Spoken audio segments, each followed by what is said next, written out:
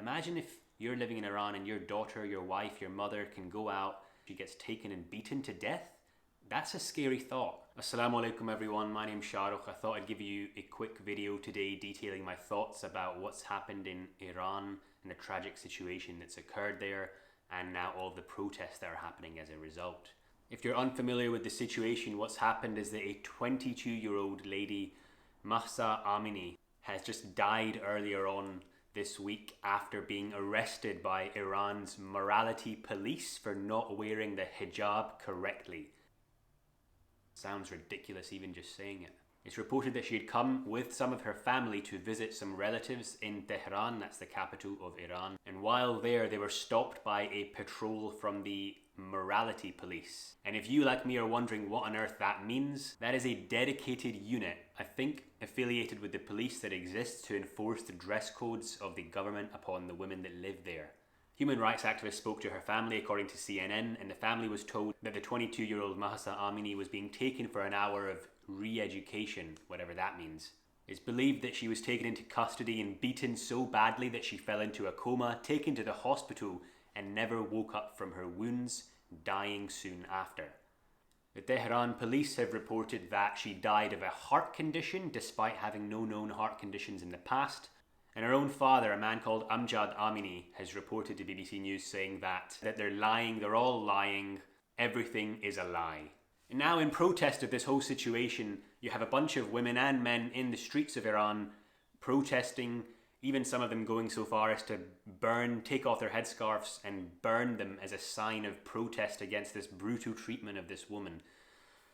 I mean, this is just a horrible, tragic situation. And the first thing I'd like to say is that to be a hijabi or not is the business of a woman. It's between her and Allah, her and God. And she, if she chooses to wear it, obviously we know that it's been instructed by Allah to do so.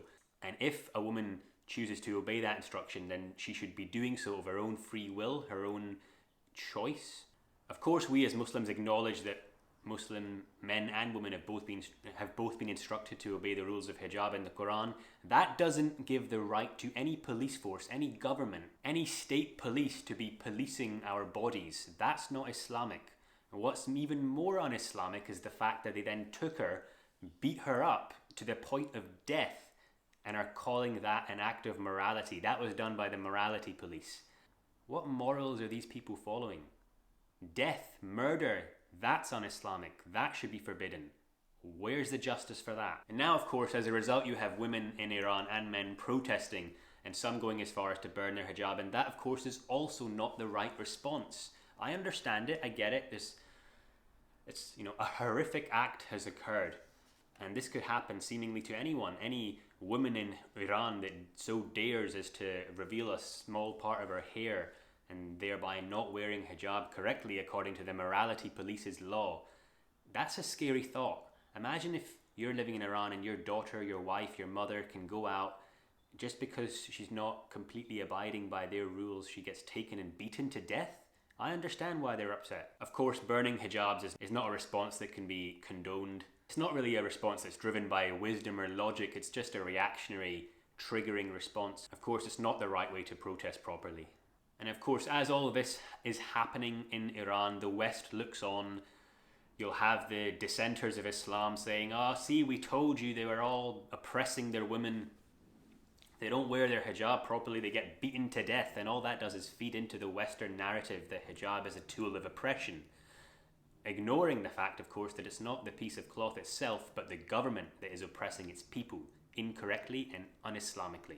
The world is chaotic enough without adding this into the mix. In India and France, Muslim women are being told that they cannot wear the hijab and they're fighting for their right to wear it. Now in Iran, they're being told that they must wear it, and if they don't, they get beaten to death, and now they're fighting for their right not to wear it. Some people might think that's ironic. Of course, it's clear to see, to those who want to see, that really all women around the world are fighting for the same thing. That's the right to choose to wear the hijab, to not get beaten to death if they don't wear it, and to not be persecuted or discriminated against if they do wear it. Why is that so hard? This right to choose, it's worth fighting for, it's worth arguing for, it's worth protesting for. And if they get the choice and then based on that choice, they then choose to wear the hijab for the sake of Allah. Surely there's more bounty and blessing in that choice, in that act of wearing the hijab, as opposed to if you were forced to do it. Why can't the government see that? Why are the state taking it upon themselves to put out this morality police to try and tell women and men what they can and cannot do, to the point of being beaten to death? It's immoral, it's disgusting. This whole saga gives Muslims around the world a bad rep, a bad name. Of course, everyone then paints Muslims with the same wide, broad strokes of the brush. It perpetuates the stereotypes propagated in Western media, paints us out to be a bunch of primitive beings, incapable of logic and reason, feeds into the narrative that women, Muslim women, are forced to wear this piece of cloth around their head with the threat of death or torture hanging over their heads if they don't.